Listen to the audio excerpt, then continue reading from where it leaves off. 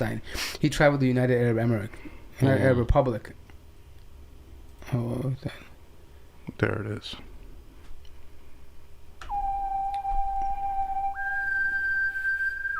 Yeah, that was Egypt. And guys, including occupied Gaza Strip and Syria. So he visited. We're live. Yeah, no, it's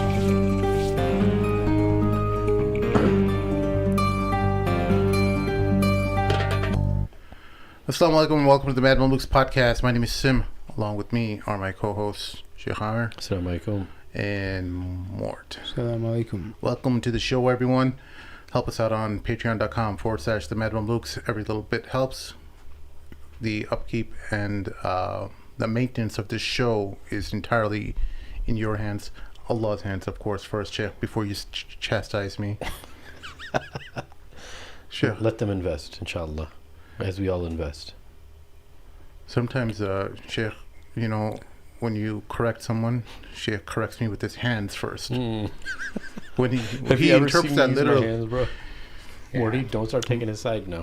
Remember how he was today in the studio, Yes. how he was, admonishing you? He was monitoring the studio, like he was looking at the images around the studio. He's like, I wasn't need looking to take around. this now. You have a Jordan picture on the wall. This and he's is like, what happened. I saw look, more. Listen, Sim, can you please take down that picture? And I was like, Yeah, he basically went in mutawa mode. I did not. Okay, this is what happened, bro. The Hisbah. The Hisbah police. Can I defend myself, bro? Remember, before you make a video about me, bro? had the Hisbah police.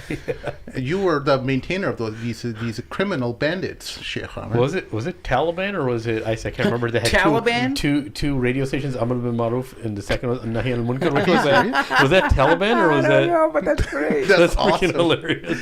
So this is what happened. I saw more. I was talking to him. I never actually focused on that picture because I never really saw any facial features. You know, because the hadith of Rasulullah is that if you do happen to have pictures, wipe out the features basically of the face, so it's no longer a face, right? But so I saw Mort standing there, and I was focusing on him, and right directly behind where his eyes were, I saw that picture, and I was like, "Oh wait, hey dude, do you think we could take that?" That's all I said. I didn't go Hisbah mode. I didn't go Mutawa mode. What did I say? You saw all the other things. There's a little Batman toy figurine. He said that. I didn't know that was there. Then you said, "Oh, the wolf is a problem too." Mort, honest, in your heart of hearts, bro. Did I bring that up, or you brought that? I didn't even pay attention to that. I only brought it up because I'm like, if you're gonna start commenting on that, you might as well start looking at other stuff around the room. You're right. No, you're right. And I barely just. So I'm like, what do you want to do, bro? And then I end up saying that you are the biggest idol here. Do you remember that? And then we played Mugger. American Idol. Yeah. So. Anyways, be careful when you're inviting Shaykh Amir to your house. Make sure you hide all your. He might start physically idols. taking down pictures and ripping them down, like bear clawing them. You know. Speaking of Taliban, then he'll say the big one did it. Dude, speaking of Taliban, he'll say, "Oh, the big one did it to us." That's so typical of him. The big one. Transformer. He's gonna say Transformer. I just got that the big one did it. I was thinking about something else. He'll treat us like mushrikeen, bro. He's gonna say the wolf did it. The wolf did it. You guys are messed up. But before you get into your Barbie movie, Barbie movie. Yeah. So, bro, did you guys ever watch that movie on Netflix called The Mauritanian about Muhammad? I wanted to watch it. I didn't get a chance to watch it. Oh, you know what I'm watching? Huh. I'm watching this awesome show called Veerapan. It's a documentary. Yeah. What is it called? Veerapan was this bandit, bro, in the forests of India. Okay, so this guy, back in 1992, I was such a loser. I didn't have any friends, so I would go to the library, and instead of park library. During lunchtime when everyone had lunch, so I didn't want to sit with anyone anyone pity on me. Why is that a so loser? I would go to the library, right? And that's when the internet first came out and stuff, and so the library had like all the different papers from the New York Times. It was like interlibrary. So you just go upstairs to the library during lunchtime, and then do whatever you want. So that's when I got like exposed to the internet and stuff.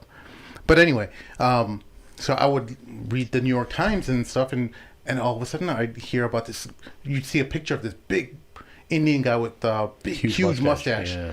And he's this forest bandit who started his living from came out of a small village, and he started killing all the elephants in the forest, and he started selling their ivory to Chinese or whoever, whichever markets wanted them, right?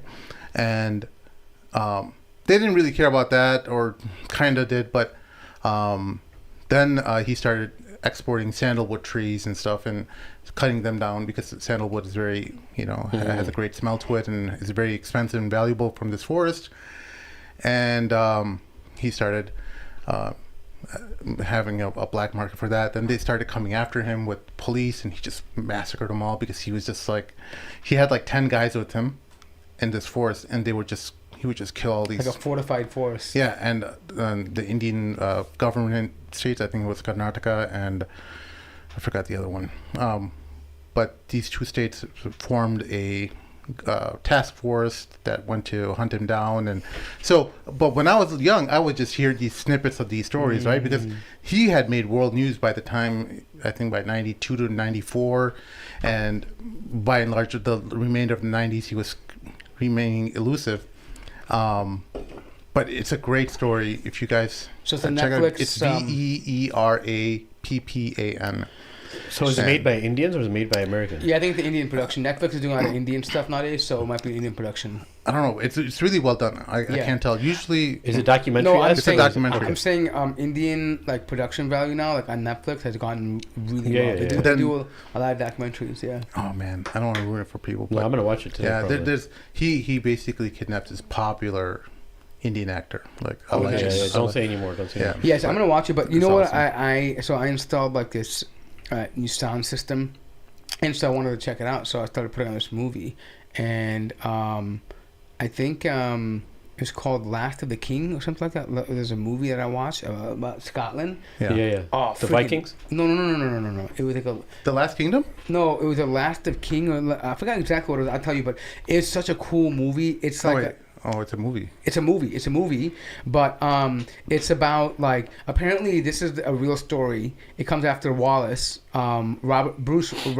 I think. Robert Bruce. Yeah, the Bruce, and so like apparently he rebels against like the Prince of Wales, who at that time he beats him, but then it's just a cool story about how that happens. Basically, he frees Scotland, but his like 300 years later, one of his ancestors becomes King Henry the Sixth, who then unifies England or Wales and Scotland, right? But his ancestor. But there's a story about like rebelling against the British monarchy, and then like having his own land, establishing Scottish sovereignty, and then the legacy of that being that's what they produce is like the ruling family of England later on.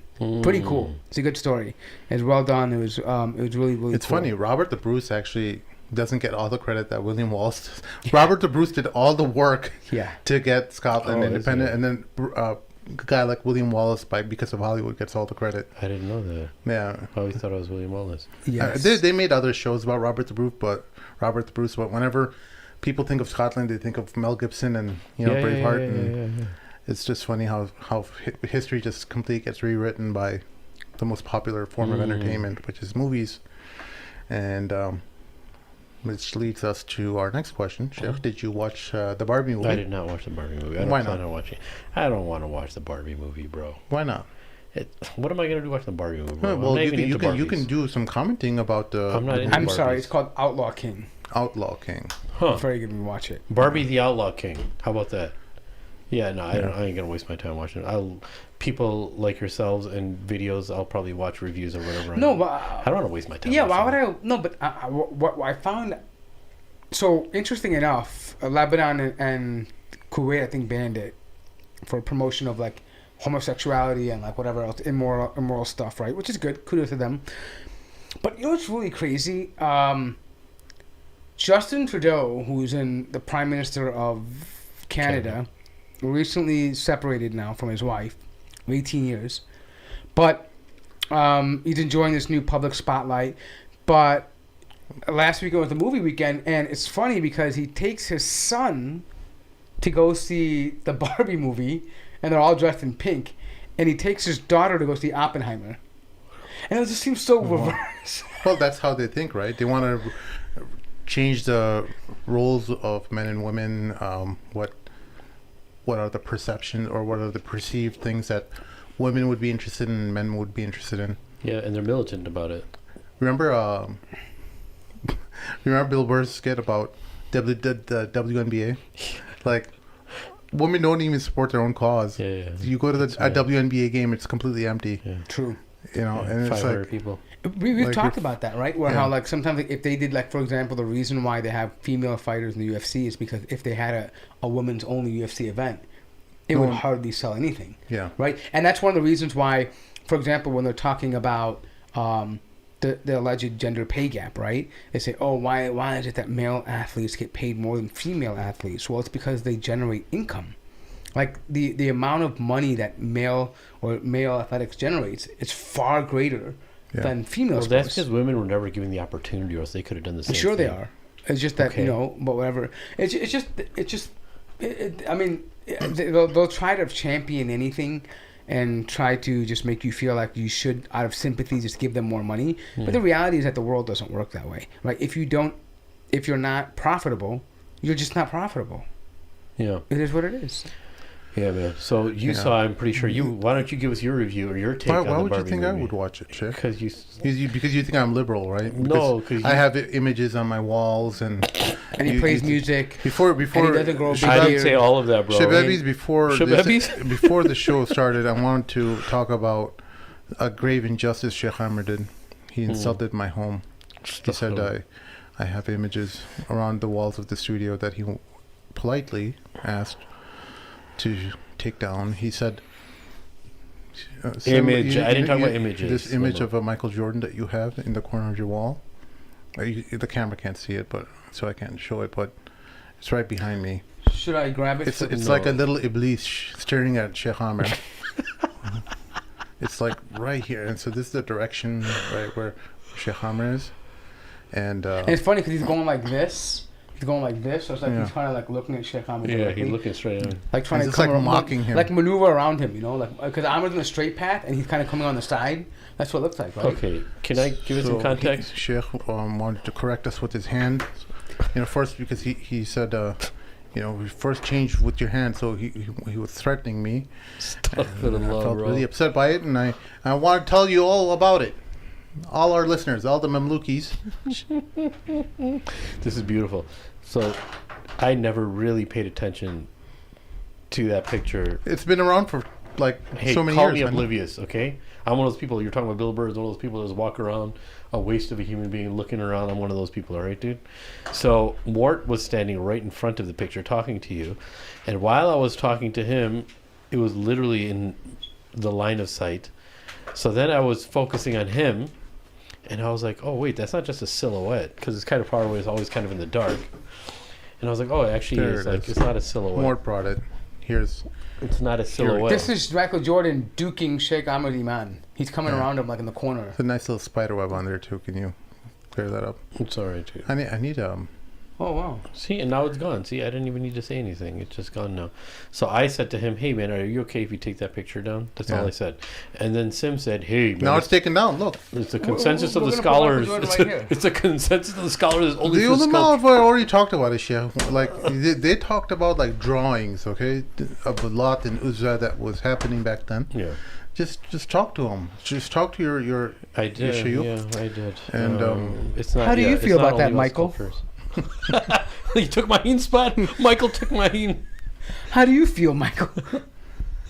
Anyways, yeah, well, never mind. So, Anyways, I was gravely offended. No, you I didn't think you would be the type who would find my home inhospitable to your, to your presence. I deeply and gravely I'm really apologetic about it.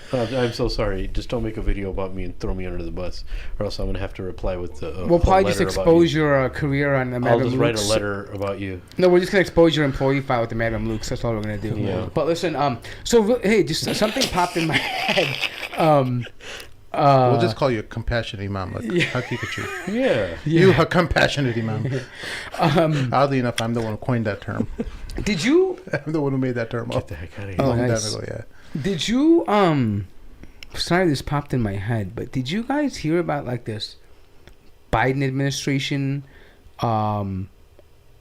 offering this this ransom for 6 prisoners? They paid five. They paid $6 billion for 5 prisoners.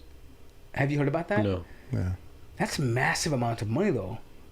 They must be like, I mean, I don't know why it just popped in my head right now, but someone was talking to me about it earlier, and I had no idea. I haven't been really following the news, but it's like 1.2 billion per person.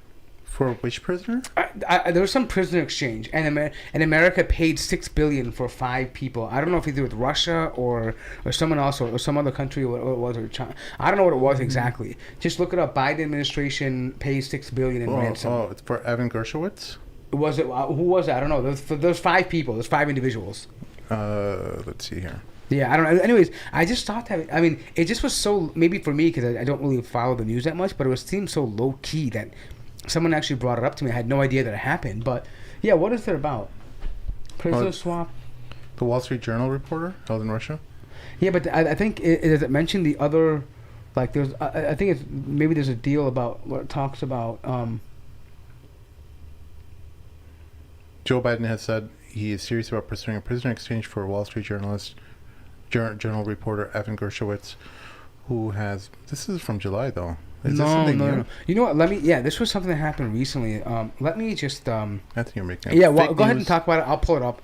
Fake news again from Morty. But anyway, since you brought up the Barbie movie, yeah, tell me what your review. I don't think it's because you're liberal. I think it's because when I said I didn't watch it, why wouldn't you watch it, Shaykh? Yeah. So I'm asking you, why didn't you watch it, Shababis? Why? What? I mean, why? What was your? Having been through already a divorce and. No, I'm just saying I wouldn't expose my women folk to feminist propaganda. No, yeah. I just want to know what your review of it was. No, I didn't see it. Shit. Oh, I thought you saw it. Why would I watch it? Shit? I don't know. You have such a low opinion of me. You just again with these see how you slights. You guys can see how he's underhanded slights. This Okay, is. The people, the listeners, they always think Shaykh Amir is the sweetest human being on the planet, but they don't know about the side of his where they just saw your trickery. Slides. They just saw your trickery because he's just little daggers that he just slides in. So we had a guest that came to the studio last weekend, and he got to witness firsthand how offensive and deliberate Shaykh Amir can be. Yeah. But let me just read this. U.S. reaches a deal with Iran to free Americans for jailed Iranians and funds. 5 American detainees will eventually be allowed to leave Iran in exchange for Tehran gaining access to $6 billion for humanitarian purposes and the United States freeing several jailed Iranians. The United States and Iran have reached an agreement to win the freedom of 5 imprisoned Americans in exchange for several jailed Iranians and an eventual access to about $6 billion in Iranian oil revenue, according to several people familiar with the deal. So it doesn't look like Americans giving money, but they're just freeing the funds that Iran has in America. But that so now it kind of makes sense. But why don't they do that with the Taliban? They got like all this money of the Taliban that they're frozen. Yeah, but you know what's funny though? That's the Taliban needs to start kidnapping Americans. That's the message that Biden's sending them, right? Yeah, but even then, that seems a bit steep, right? Because like they're giving them Iranian prisoners back, and they're giving them $6 billion, right? Like that's. And maybe the argument is that, well, one could argue that that's actually Iranian money anyways. It was seized from them. Yeah. From transactions, right? But nonetheless, I mean, to be honest, let's be honest, that's American money now, right? I mean, they could do what they want to do with it. Right? So you're saying it doesn't make sense that they give them money, or should be the opposite? Well, I mean, it should be Iran giving them $6 billion. I don't know. I mean, it seems like they've made a prisoner swap, right? So if you've got some of mine, I get some of yours. That kind of cancels out, right? But on top of that, get $6 billion. It seems, the reason why I'm wondering about this too is because. Is this a play by the Americans to try to signal to the Saudis that, hey, if you're not compliant, we have no problem opening talks and communication? Because obviously that's a sign of good faith in the Americans, right? That we're releasing some of your oil revenue, right? Because they seized that, right? There were embargoes on Iran. So is that a signal to the Saudis that, hey, we're open to discussing with the Iranians and possibly making them partners, right? So I don't know. I mean... Yeah, well, that there is that way to kind of counterbalance the Saudi pressure, at least by becoming or softening relations. That's what Obama was trying to do, actually. But in his presidency, he was trying to ease in relations with Iran, and it would cause less of a blowback if China or any other state actor tries to play a middleman in creating diplomacy between Saudi Arabia and Iran. But so Obama had pretty good advice, or had a good thing going, but then Trump came and he undid everything. He's like, no, Iran, you're back to persona non grata. We don't want you anymore. You're not welcome at the table. But interesting enough, isn't it interesting that this happens after Iran and Saudi Arabia meet, and they're under the Chinese delegation, and because remember we talked about that was a slap in the face for American hegemony, that China is potentially brokering a deal between Iran and Saudi Arabia. So maybe this could be America's attempt to say, well, either we're getting in the game, or we can persuade Iran not to do that, so we can kind of, because it's in the interest for America to have Saudi and Iran at odds with each other, right? Because if you consolidate it, if Saudi and Iran can get along, that's a big oil market share, right? That naturally means that also with the UAE, you're talking about a coalition of oil producing nations, right? I mean, obviously, if Saudi is cool with them, UAE, Qatar, obviously Oman has always been cool. Qatar has always been mild, but UAE, Kuwait, other places like this would also then follow suit, right?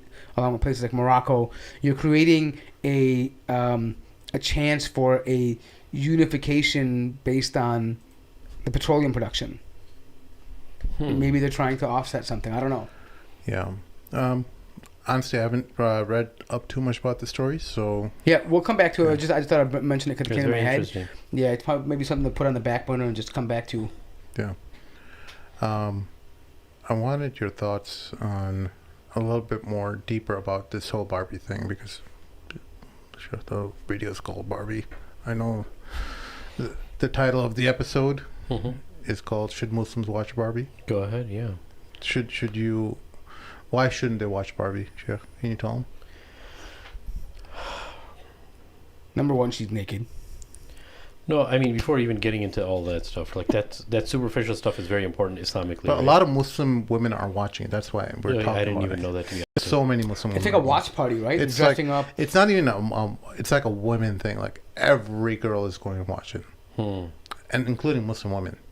So it's worth talking about. Because can you explain that? Like, is it like a liberation thing? Like, oh, we're independent and moving forward to the kind of progress of women, or well, the whole movie is kind of dunking on men, right? Oh, so it's kind of. I mean, not the entire movie, but there's like a lot of like woke ideological themes throughout it. At least from what I've read about the movie, is that there's just there's some lesbian themes in it as well. Like underlying theme that men are just dumb and stupid. Yeah, and they're not needed. The Ken character is pretty dumb and docile, and someone that Barbie just makes fun of. So the man is domesticated, and the woman is like the boss lady out there doing everything, controlling everything, making the moves. She's just she's a power player. Ryan Gosling, I think, plays Ken, right? I think. Oh wow! I'm surprised. So. Yeah, I mean, I know a little bit about it.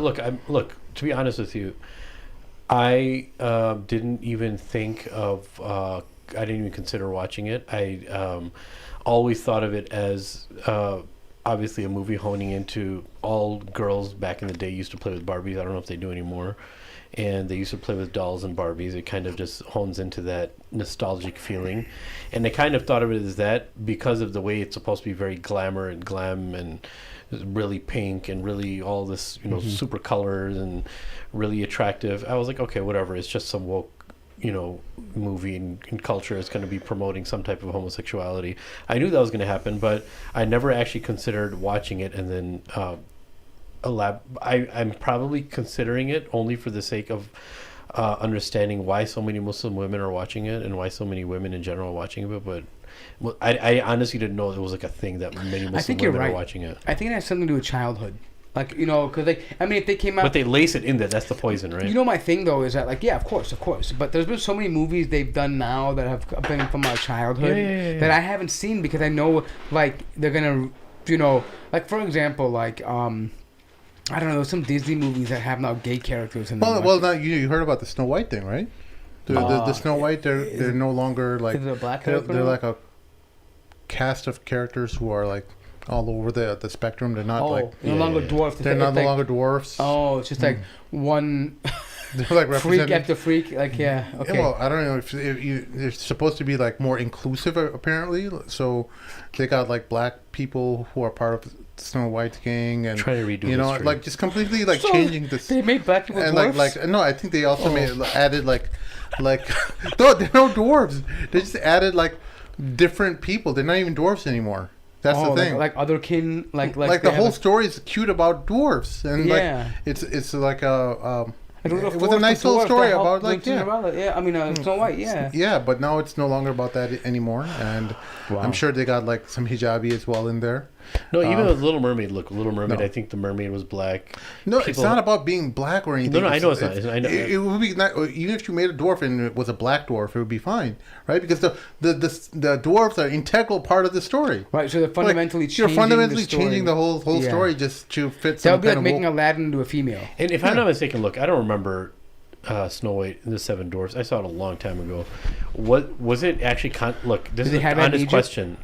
Was this actually? They were never actually, from my recollection. It wasn't really stigmatizing or making fun of dwarves for being dwarves, right? So why would be the problem of having it again? No, it's not that we're making fun of dwarves. No, what Sim is saying is that they have decided, not because the dwarves were offensive, but they decided to rewrite the script. I know, yeah. And to, instead of her being aided by cute little dwarfs, be aided by cute little freaks of nature. No, I understand that. No, maybe let's just say they weren't even freaks of nature. Let's just say they're trying to be inclusive of all people.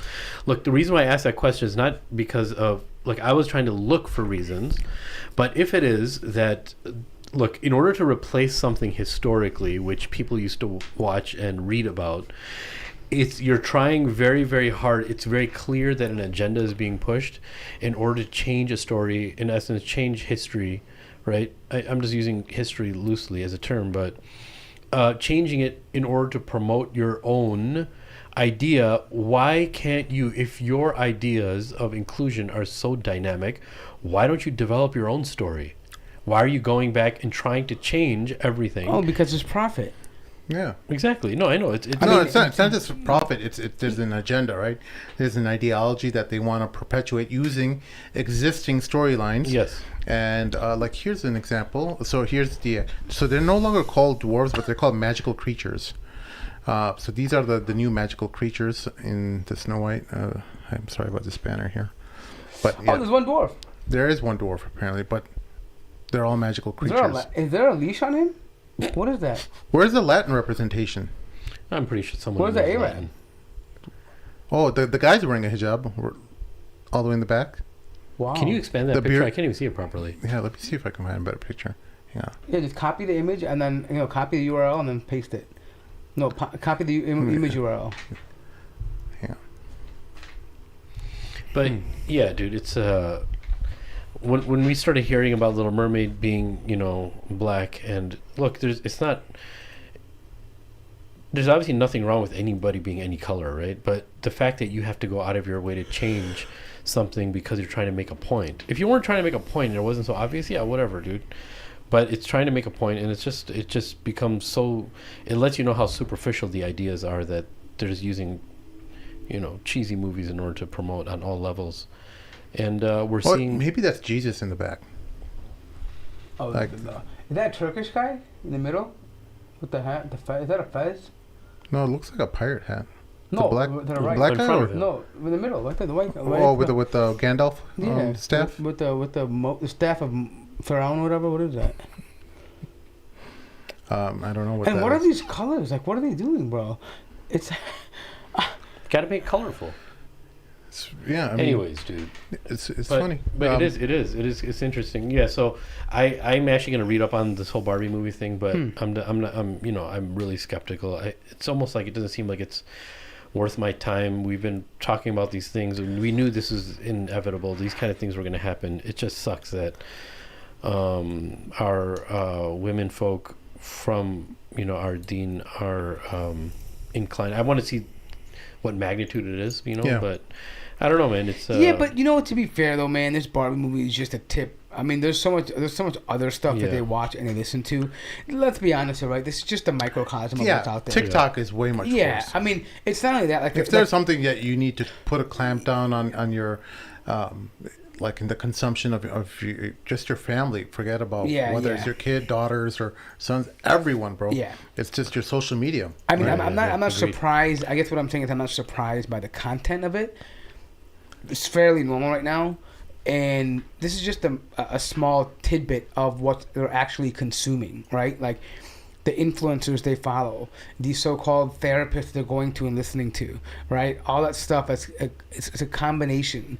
This is the culmination of all of that, right? Where it's like, okay, we've been watching it on TikTok, we've been listening to their podcasts, we've been going to their therapy sessions, we've been going to their rallies, we made allyship politically with them, and this is just the culmination of all of that, right? Yeah. Now we're embodying this, now we have this figure on mainstream media that is doing exactly what we've been listening to and calling for.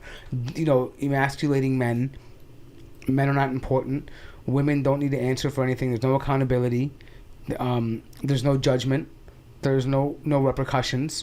Doesn't matter what it is. And this is the society they want. Why? Because we've talked about this before. It's based on the idea that whatever you do, the way you judge it is based on your feelings. If it makes you feel good, then it's the right thing to do. If it makes you feel bad, it's the wrong thing to do. It's not. It's entirely arbitrary, right? And there's no objective truth, right? Yeah. And so this is what they're doing. They're saying, you know what? It's funny to me because they're trying to also, in my mind, the way I look at this is they're trying to dispel this myth that, you know, women have a biological timeline, a clock. Right? Oh, who cares? You can get old and do what you want to do. It doesn't matter. You can live the best life you want to. Who cares? You don't need a man. You can do it on your own time. And that's just not, it's lying to them. You can be in your 30s and 40s and just waste time if you want to have a family. Like, it doesn't work that way, right?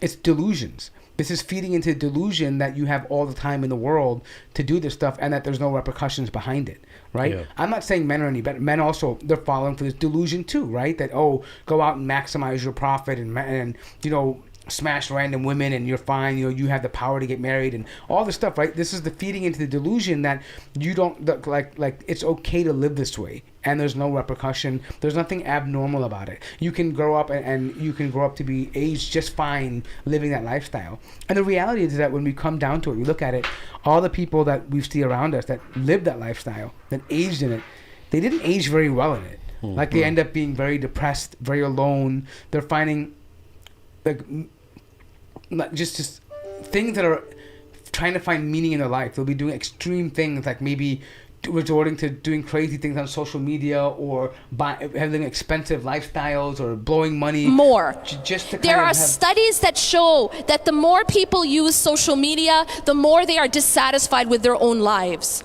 Part of the reason that we just had to have some Yasmin Mogahed here. She's always very serious about these kind of things. Yeah. Got it. Thank you. Yeah, thank you, Dahlia. But the thing is... no, it's not Dahlia, Yasmin. Oh, same thing to me. But anyways, she's a best-selling author, by the way. Oh, in what category? In every category, bro. Oh, like in male health and all that stuff, too? Huh? Like male health? I think I think that the sisters are, you know, they got her back, bro. She's got a pretty big following. She does.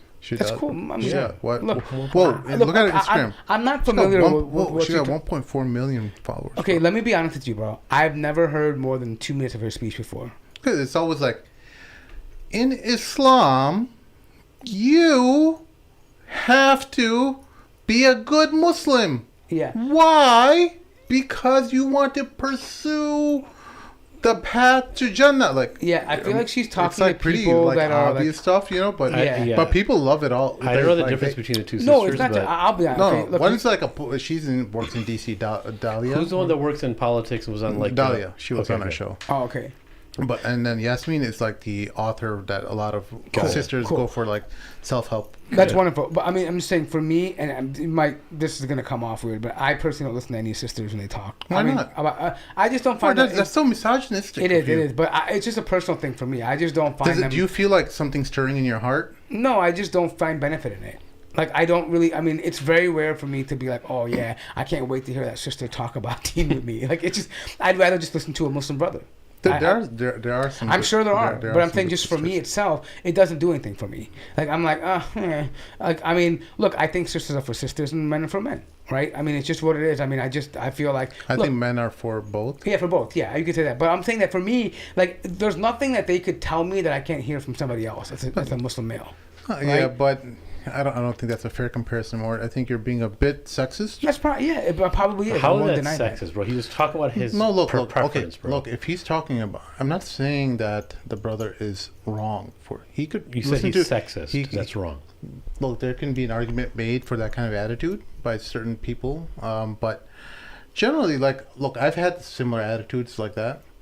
But, you know, over time, I saw, like, Ustad Zainab Ansari, she has some great lectures and stuff, and I found them really beneficial. And I'm like, okay, well, you know, it's not something I would actively, so I agree with Morton in that sense where I probably wouldn't actively go and listen to it, but if someone's putting it on, like, hey, listen to this, maybe if I'm, like, scrolling through my social media and I see... Yeah, I mean, I'm the same way. I wouldn't be like, haram, brother, turn it off. No, I wouldn't do that, but I'm saying that I just don't actively look for this stuff. Like, I'm not going to go to her page and be like, let me see what great stuff she has now. I don't really care, bro. I mean, the way I look at it is that whatever she's saying, 99, maybe almost 100% of it I can find from another source that I already follow. You know what the funny thing is? It's not...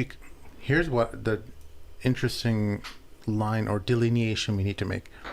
Where we have similar attitudes about other public Muslim figures, male Muslim figures, that we just don't go out of our way to listen to them. It's not because they're bad or that they have a certain type of audience. Like, for example, okay, some guy, I'll just use an example who's untouchable. Everyone loves him. Mufti Menk. I don't go out of my way to go listen to Mufti Menk. Yeah, me neither. Because Mufti Menk is just not something that is appealing to me. But when I see it, I'm like, oh, yeah. I mean, if I great, see his content, I'm like, oh, cool, good, nice stuff, whatever. But I mean, I'm not gonna go follow his page. I don't follow his page, right? So it's not something I prefer. It's not because Mufti Menk he's a compassionate person or that he's, you know. I think he suits an audience. He has gentle reminders for, you know, probably 90% of the ummah benefit from what he's. Yeah, everybody knows him. Everybody loves what he's. But I just need something much more provocative, maybe something more. Based on your attention grabbing. I guess you know, I'm the type who likes to see other perspectives and you know, see. Not something so mellow. You want to see something a little disruptive. No, it's not that. So let me say this though. For me personally, right? I like people that I can relate to. If I can't relate to you, I'm probably not going to absorb your message. Yeah, it doesn't mean you don't like them. Doesn't mean I don't like them. I just don't relate to you. Yeah. Right? And majority of women out there, I don't relate to them. Right? We're just on different wavelengths. The stuff, the kind of content, like, don't get me wrong. I'm not about like this feel good type of message all the time. And, you know, no, when I want to have motivation, I want someone that's going to come down hard on me. I want to hear something that's raw. You want something a little raw. It's raw, right? I don't need to hear this. Allah loves you. Allah loves you. You know, you want to get to Jannah, the beautiful. I'm like, okay, cool, bro. That's what she said. Allah loves you. Yeah. Oh, really? She says that? Oh, no. I mean, that's true. Look, guys. No, it's true, but I'm saying I don't need to hear that. I know that. I mean, that's not going to motivate me. Yeah. So that's exactly it, right? It's like these are gentle, like, reminders that most people benefit from, right? And I know, like, guys or many of the Mad Mamluk's audience and people who kind of listen to stuff that's a bit off the mainstream consumption, they see all that stuff and they're like, yeah, you know, it's like they've been through. It's like Islam 101 for them. It's redundant. You know? It's redundant and repetitive. There's not much more depth beyond Allah loves you.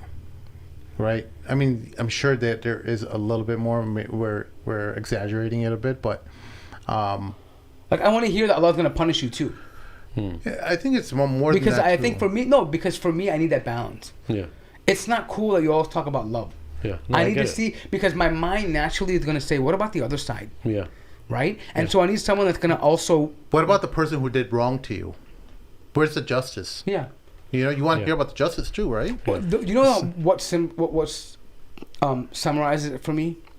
When the Prophet said, "Ana Nabiyul Rahma wa ana Nabiyul Malhama." Yeah. He said, I'm the Prophet of mercy and I'm the Prophet of destruction. Yeah. Right? And for me, I need to see that in the message. Right? Because I always talk about this. When I read the Quran, there's duality. Always, yeah. Night and day. hell and paradise, good and bad, right? Samawati wal ard. Everything is perfect duality, balance. right? Because Balance too, you need to be reminded of both in order to get the middle message, and that's where I personally, that's what appeals to me.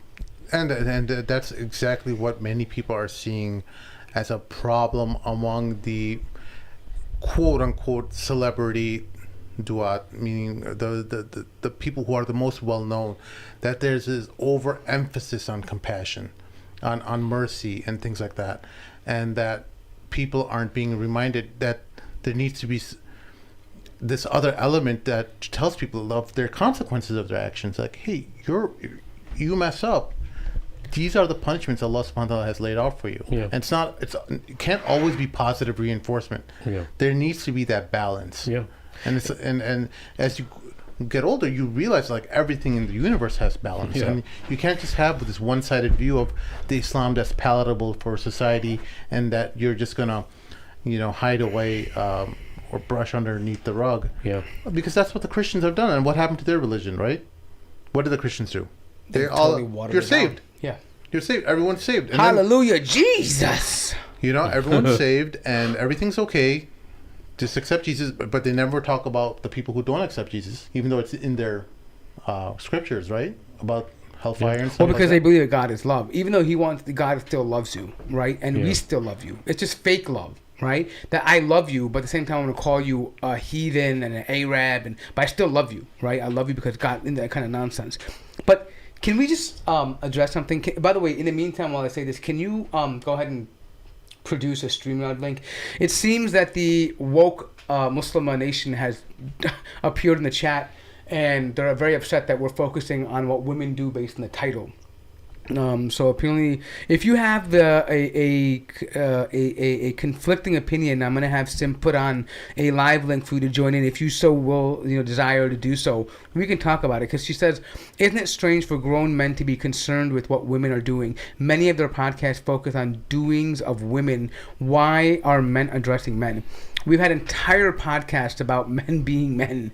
Apparently, this is what we call eisegesis. You're taking a portion of what you don't like and making the entire show to be that. We've many a times talked about men and the weaknesses of men and becoming better men. Yeah. However, the reason why we'd address a movie like this is because it influences women in the future who are our daughters, our sisters, our wives, and the women that potentially our young listeners will marry. And if you have a woman that's going to be out there watching Barbie, the movie, and deriving benefit from it and thinking that's the way to live and think it's acceptable entertainment to watch a story about a woman blowing her entire youth away by partying and being engaging in the young fantasies of a lesbian and then halfway bi and halfway straight and blowing money and degrading men, if you think that's an acceptable role model for your daughters and your children, well then Lord have mercy on you. No, I mean, that's the reality. We talk about these things because they influence our societies, and we as men don't have the luxury of sitting back and just saying, well, let everybody do what they want to do because we are the maintainers and providers. We have to be the qawam. You may not have the luxury of that. Or the luxury not to worry about that, but we have to, as fathers and as husbands and as brothers, we have to worry about that. Yeah. That's why we talk about it. Yeah, and I think I wanted to address that, but coming back to the point of compassion and not talking enough about even Jahannam. Look, there's many points that can be taken from this. Number one, who said that Jahannam is not a point of compassion in its very existence, right? Those are all secondary, though. Primary is that if you want to believe in Allah the way he's supposed to be believed in, you have to take every other idea and inclination that's attached to harm and good, right and wrong, pain, suffering, and goodness, and say that, hey, it is a declarative statement from Allah. It's an objective truth from Allah that there's Jannah and Jahannam. I don't have to have any idea that's going to be attached to that. It just is, right? Jannah and Jahannam just are, and they are from Allah. And Allah tells us over and over in the Quran, they're from Him. A lack of bringing in something that is an objective truth from Allah causes an imbalance. And the last thing I'll say just about the Jannah and Jahannam thing and just compassion, we have to also talk about there's a lot of good that comes out from a lack of compassion, right? the fact that Allah differentiated between good and evil, it just happened to be there's a lot of lack of compassion, a lot of persecution, if you want to say, happened to the best generation, Muhammad sallallahu alaihi wasallam, and the best generation to sift out, so the whole world can see in this arena of good and bad, of what good actually looks like, and what is considered good can also lack compassion in its due area, and if something calls for it. That's what Mort was referring to as, an Nabiul Malhama, also Rasulullah saying, I'm the prophet of destruction, meaning that it doesn't mean 50% of the time he's going to be compassionate, 50% of the time he's going to be destructive. That's not what it means. It means that it's also an injustice now. If you're overly compassionate about something, you're doing injustice and you're oppressing somebody too. So that's the reason I was talking about this feeling.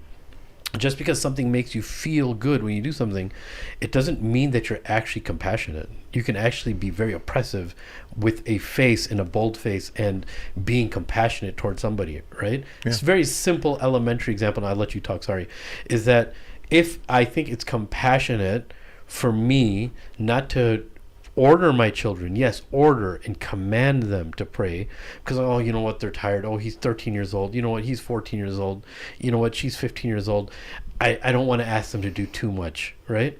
Now you're thinking that's compassion. I don't want to be the cause of them leaving the fold of Islam, so I'm going to be compassionate towards their feelings. No, that's actually not actually compassion. Now you're being oppressive. Yeah. So we can't be fooled by this shield of a feeling known as compassion and thinking that you can apply it everywhere and not be oppressive. You can actually very much be oppressive. But along that same vein, Allah subhanahu wa ta'ala created Jannah, He created Jahannam. They're both meant to be talked about. Yes, there's certain instances based on your children. You don't always have to talk about Jahannam to your children. That's very true. That's not what we're asking. But there's a certain time and place for everything. But when you're mukallaf now, when you're past the age of puberty, you have to have a balance of talking about both of them, right? Yeah. And I think that's all it comes down to. But there's also this element of, even if you want to temper your expression or your communication about Jahannam or hellfire, just simple talking about accountability. Yeah. Right? There's this perpetual thing among men and women all across social media where everyone says, yeah, you go, girl, or you're the warrior of the day, and all this stupid crap where people are being reinforced with the bad decisions they've made. Yeah. And the lack of accountability for your poor decisions is completely absent. And everyone's just like cheering each other on in these diluted cycles and patterns of horrible thinking. No judgment zone. Horrible. Well, that's the bad judgment. No judgment zone.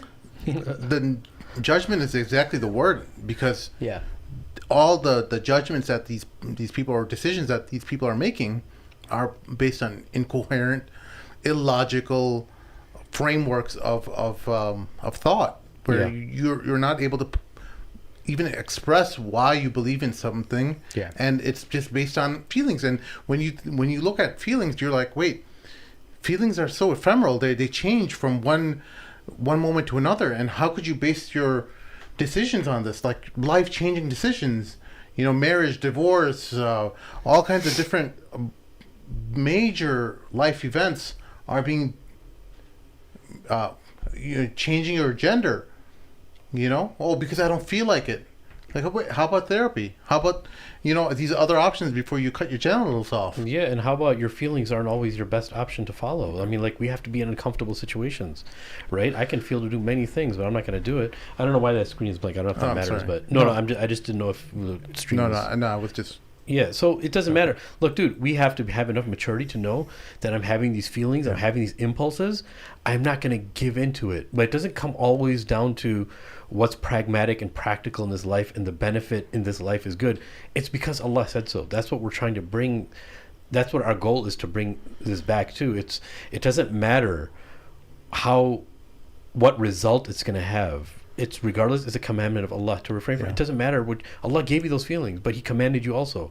So our job in submission to Allah is to get to overcome those feelings, and if you can't overcome them, you're gonna worship Allah even though it goes against your feelings, and that is submission to Allah. Like, submission to Allah, nobody ever said is really easy. Yeah. Right? It's not always easy. You have to put yourself in very uncomfortable situations due to worship Allah. And Allah loves that. The light at the end of the tunnel is if you love Allah, the one who created Jannah, and who created Jahannam. That's the objective truth. And now you look at what you're doing and what Allah commanded you to do. And if it goes against your feelings, Allah loves that. That's what Allah loves. But He's not saying that you intentionally put yourself in very uncomfortable situations. Say, Allah loves it. I'll give you a small example, right? Yeah. There was a brother who said, I heard him saying this. He was teaching people and children how to pray. And you know, like when you sit down on your last rak'ah, or generally in the jalsa, in the prayer, you're sitting on one foot and you have one foot that's up, right? Yeah. And basically your toes are against the ground. He's saying, you know what? Just make sure it's painful too, because you get more ajr for it to mean the foot that's up. Yeah. And that's actually incorrect. You're not supposed to make it more painful. He's like, lean on it if you need to, and know that you're getting more ajr from that. It's like, no, Allah's not asking you to do that, actually. Yeah. He's asking you, do the bare minimum. If that happens to cause pain, you'll get used to it, but don't go out of your way to cause more pain. That's not what I'm asking people to do. Yeah. I'm saying that when something is decided from Allah and His Rasul, and it's understood that this is how it's supposed to be done, if that causes you discomfort, you still have to do it. Yeah. You know what I'm saying? Have you heard about this latest trend among some groups of Muslim women who are calling people who encourage women to wear hijab as spiritual abuse? That this is spiritual abuse. Yeah. Are you serious? Yeah. That's real. I've heard that Here's before. my journey. You've heard it. I've heard it from people. I heard from people who ended up... It's one thing, you made a decision to not wear hijab based on, you're just not strong enough. I understand, even though I would encourage you still to wear hijab. That's not the point I'm laughing at. What I'm laughing at that if you are wearing hijab and no one's forcing you to wear hijab, and you're claiming spiritual abuse when you made a choice to wear it. Because let's be honest here, right? Well, let's talk about a grown woman in America today, right? The likelihood of someone being able to force you to wear hijab is very minimal. I'm not talking about one living in the house. Where I'm saying a grown woman who walks out in the street. Because, there are people who can put on a hijab when they leave the house or whatever and take it off when they're out in the street, right? So, if you're a full-time hijabi, it's very unlikely that you've been forced in America to wear hijab. Very unlikely. But the fact that what they're trying to argue is that they were spiritually coerced into wearing hijab because if they don't wear it, the community will look down on them. And you know what? That's the fundamental problem we're talking about. The no judgment zone, right? You can't judge me. Well, the bottom line is the one who's wearing hijab versus the one who's not. There's one who's dressing more modestly than one who's not. Islamically, yeah. Islamically. We're not talking about the level of their iman or their heart. One who's not wearing hijab may have a higher level of iman. Allahu a'lam. But she's a sinner. Right? There's no doubt about that. Right? We judge that apparent. Right? That in that moment, in your dress code, one is not sinning and one is sinning. Right? The same way a brother who shaves his beard off completely, he's sinning. There's no doubt about that. The one who doesn't shave his beard completely off, he's not sinning. Right? And that's the difference. But what he's trying to point out here is that they don't want you to even mention that you're doing something wrong. Yeah. That idea of being wrong is intolerable to them. Yeah. No, but so that's where it comes down to. Look, I think it's a very toxic idea and thought that, the whole era that, you can't judge me, don't judge me. But that's actually completely false. Human beings are actually judging every second. I'm not talking about good or bad judgment.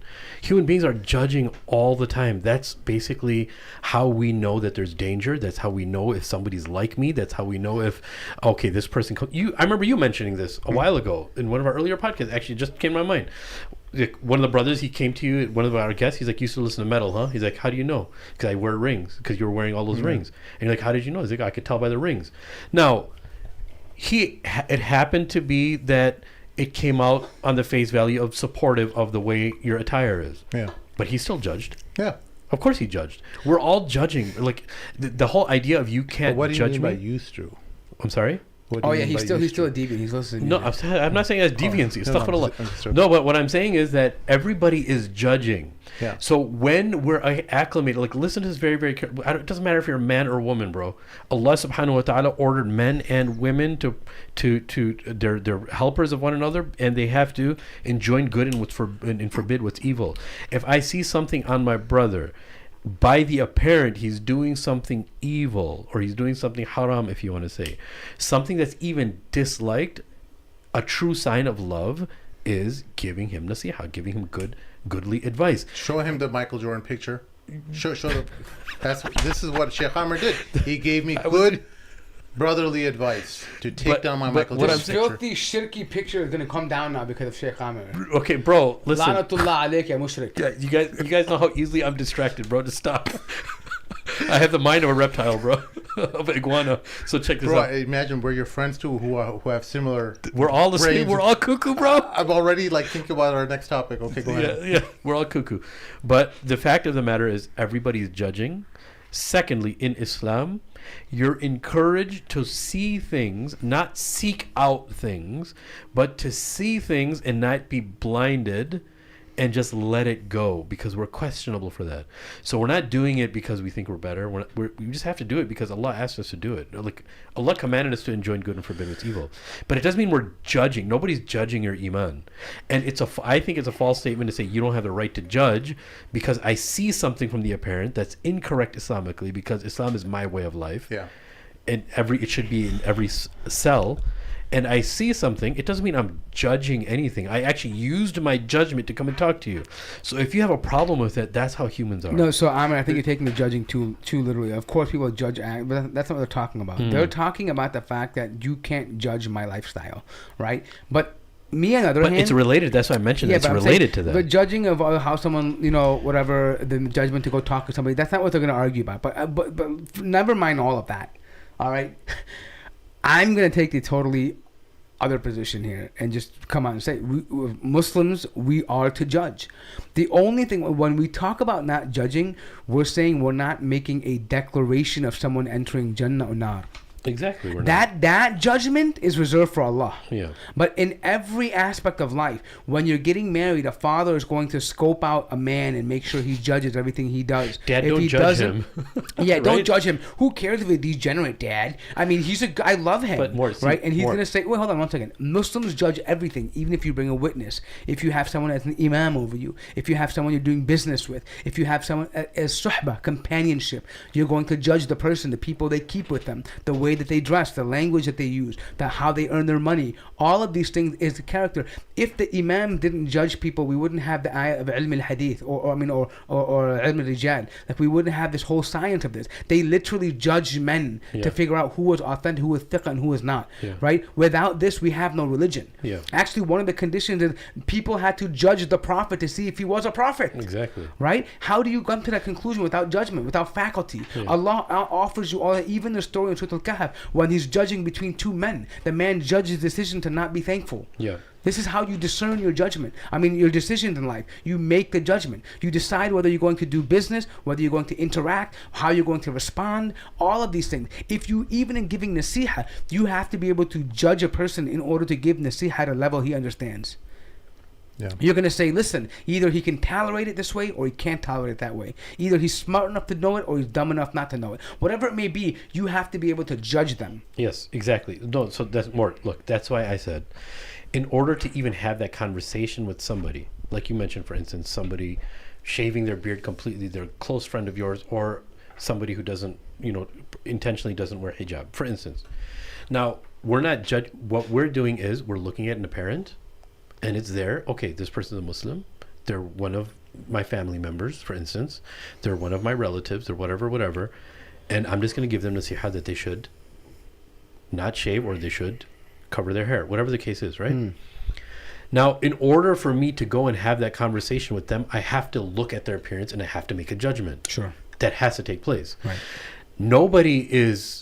Hopefully, nobody is in their mind when they're going talking to those persons saying, hey, I'm a person of Jannah, that person is a person of Jahannam, and because they don't wear their hijab, they're a person of Jahannam. We're not saying, bro, we have no problem saying that somebody who doesn't wear hijab, never wear hijab in their life, can be more qualified in the sight of Allah to go to Jannah than any of us. We have no problem 100%. saying that. We have no problem saying that. So what is the issue here? The issue here is Allah commanded us to do good and to forbid evil. right? And Allah commanded us to uphold which is good, meaning His deen, and evil, which is not His deen, right? That's all it is. It has nothing to do with ourselves. If somebody's doing that, they have to ask for tawbah. But regardless, when we see something wrong, we have to try our best to correct it. That's all there is to it. And so, have you heard about this new trend among pagans who are wearing hijab now? No, I didn't. Here we go. Very nice. interesting. So it's a subreddit about pagans who are veiling now because they feel like there's protection powers in veiling. So they're like witches and stuff. These are people who are into Wiccans and blood moons and gems and like these little crystals and yeah. This is so funny because you see these people. So even a mushrika understands the benefit. Oh, wow. Oh, why isn't this loading? Cheers. Hang on. Or maybe they're posing as Muslims to throw everybody off. No. They have their own weird rituals that they do, bro. So strange. But you know, hey, if that's what it takes to get people to start making it mainstream, put it on, baby. Yeah, dude. Yeah, I mean, look, it's sad to say, but we live in a generation where, you know, like somebody who is, just because the non-Muslim does it and it's acceptable, I should say not non-Muslim, but whatever the mainstream decides is acceptable, then the Muslims jump the bandwagon, right? They'll never be, unfortunately, we're not in a position where we're leading that cause, right? We're like, okay, hey, this is what we should do because our religion commands it, right? Yeah. It's always like, well, now the coast is clear, now we can say it. Yeah, no, I get it. And that's why I think, look, we have to be careful. Like, we also have to be careful about talking about the benefits of something, physically the benefits of something, and not mentioning that, hey, look, it doesn't matter if it makes sense or pragmatic sense to you or not. It's just a commandment, right? And sometimes we get caught up in just talking about the benefits of something rather than talking about, hey, it's just because Allah said so, right? Yeah, there's benefits and wisdoms to it. And if we're given a reason and why it is the way it is from Rasulullah, from the first generation of the Sahaba who understood the deen and the generation after them, yeah, that's fine. But we can't make something, just talk about all the benefits of something and not talk about, hey, it's just because it's a commandment of Allah, right? Here's another one. She looks like a hijabi. I'm just careful. Watch out, brothers. You might end up thinking you're talking to a hijabi. Next thing you know, you're she's a pagan. So what are they mentioning? I don't know about this. They believe there's spiritual powers in veiling. Contemporary paganism is a term denoting modern applications of pagan religiosity and spirituality. These religious concepts are codified into wide, disparate terminology encompassing many different philosophical and theological outlooks.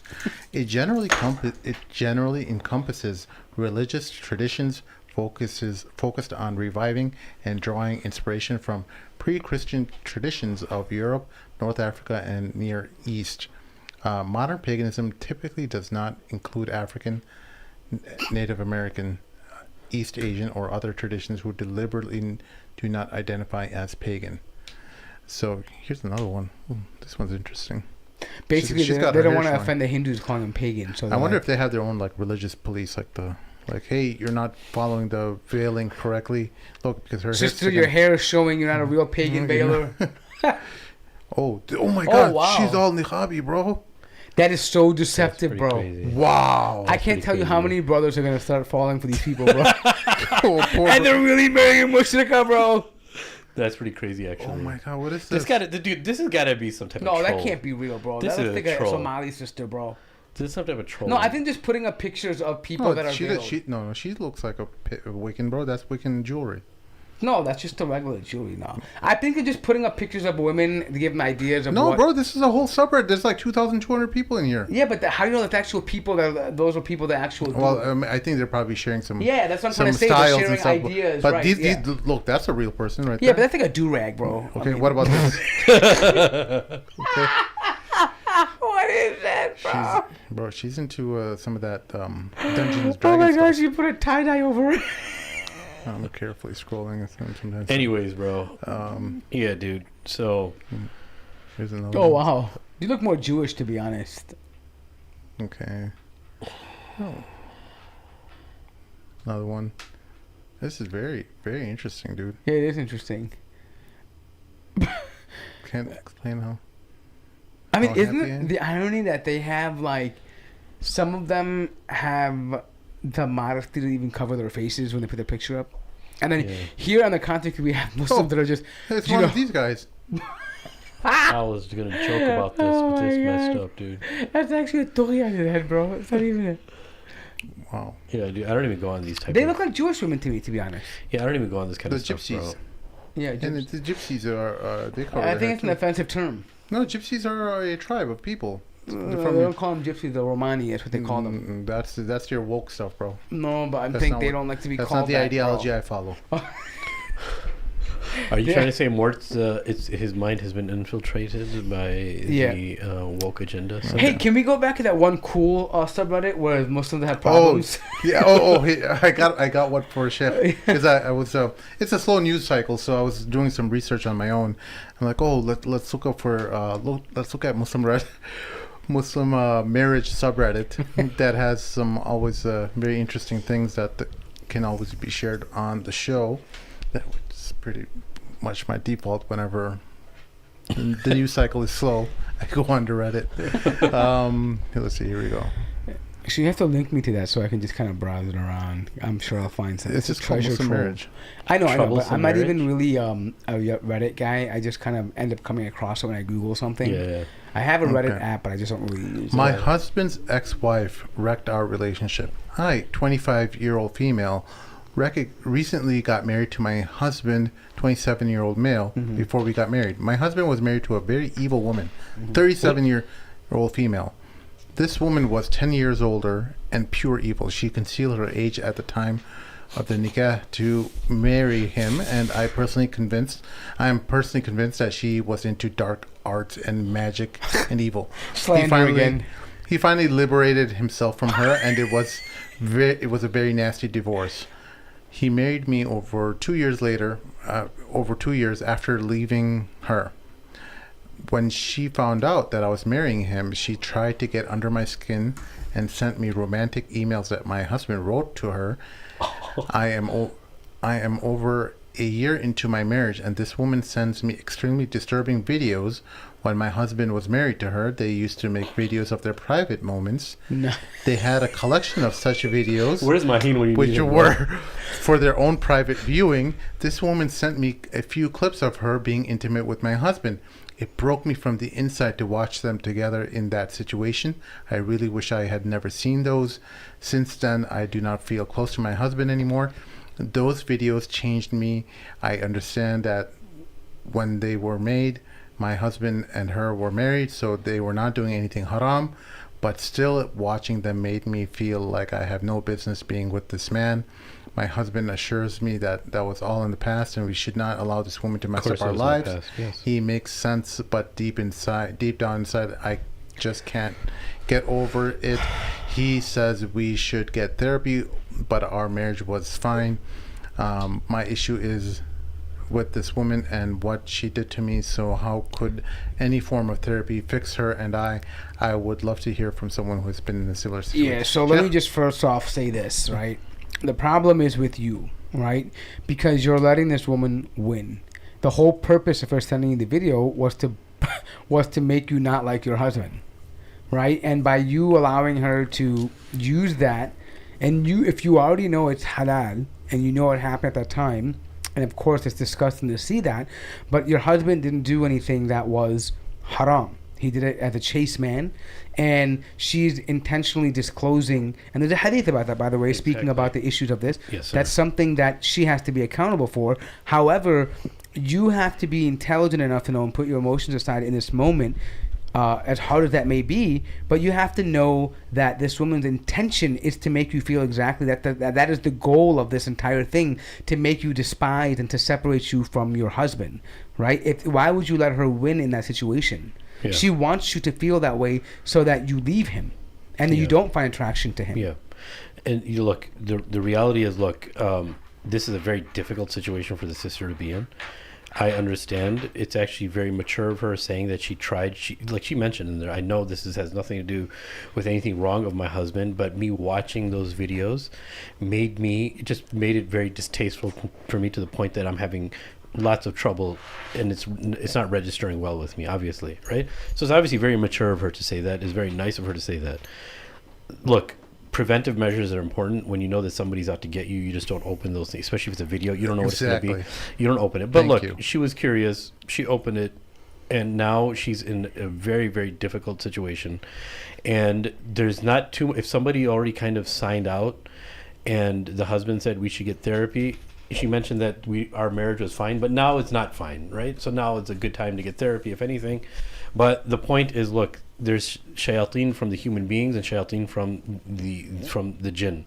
The shayateen from the human being sometimes can do something. The shaitan and Iblis and his tribe can't actually document videos and send it to you. The human beings from the shayateen can do that because they know what type of turmoil it's going to cause. The fact that Iblis is so happy with this woman now because she caused a rift between a husband and a wife, that is the most favored thing to Iblis from amongst human beings, right? For them to have a rift between a husband and wife.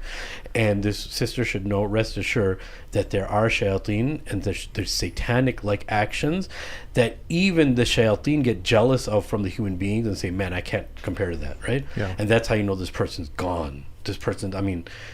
Obviously Allah's door of rahmah is always open, but number one, lesson learned: if somebody you know that's an ex of your spouse, whether it's a male or a female, because look, dude, no man wants to see that either of his wife. If an ex-husband sends something of his wife, I mean, then it's like all out war, right? Then it's obviously can get into legal issues and all that kind of stuff, and no one's going to be happy with any of that.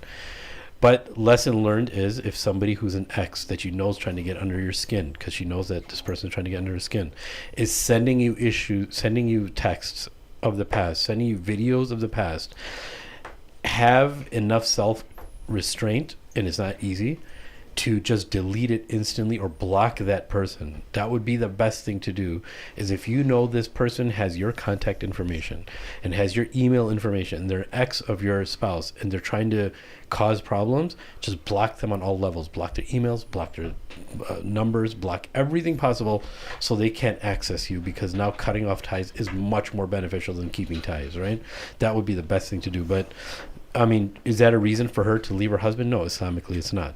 Has it caused rifts? Yes, of course it has. But again, it's an uncomfortable situation. You just have to work through it. That's all it is. Wonderful advice. But ultimately, should she, because she's feeling repulsed, or she's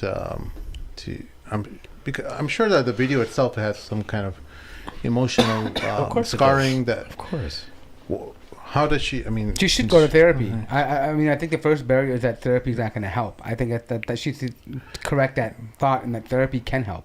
Yeah. Because you want to explore why you're feeling upset about this. Yes, it may help if Allah. Especially when you logically know that it's not his fault, right? You know that already. This isn't a matter of emotions. So therapy can help getting your emotions off your chest and build it with him, so that he understands. Sometimes an outside person can help him effectively communicate his feelings, and you effectively communicate your feelings, and you can get over that hurdle. Because I feel like in this marriage, no one really wronged each other, right? It was somebody from the external force that's trying to divide you. Which usually causes problems. Yeah, and obviously you're writing this because you have feelings, you love him, you want us to work. If you really checked out, you wouldn't be seeking advice. You know inside that logically that this is not his fault. Yeah. And it shouldn't be coming between you. No, and it's a testament. You're right. This message is a testament that the person really just wants something to be resolved. Yeah. But look, the problem is this. Everything happens with the permission of Allah. Sometimes we're put in very, very difficult situations like this, and you saw it now. You can't unsee that now. What do you do next? Our job here is meaning our job as human beings, when something like this happens, we have to do the best. We have to have the best viable option, which is, what has Allah commanded me to do in this situation? What has the Deen commanded me to do in this situation? Right? And it is, yes, dude, this person may never ever forget this. They're feeling this weird disdain that they have, that they can't make sense of with their husband, may never go away. Actually, we can't think that it's ever going to actually go away. But what you can do is mitigate that and realize and come to a realization that it's not your husband's fault. It's not your fault. It's somebody externally. If anything, it should make you realize how evil is, right? Yeah. And not just that, if anything, you can't let her win.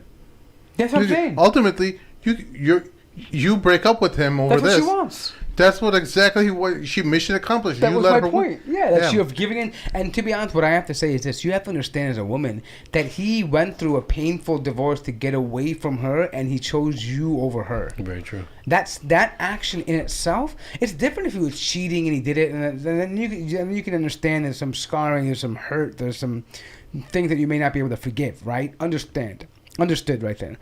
But the fact that this happened before he even knew you, he even met you, and he chose to commit to you, because 2 years after all that, and it's not a long time, but he chose to choose you and build a family or a life with you. Yeah. That was a conscious decision he made. Very true. He chose to leave that woman. He chose to go through a bitter divorce. He chose to fight that battle to come out on the other end so that he could marry someone like you that he actually wants to be with. Yeah.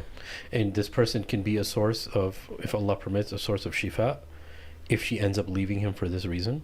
And that will just break him, it will break the family up even more. It will break him obviously completely, and she's broken right now because of this.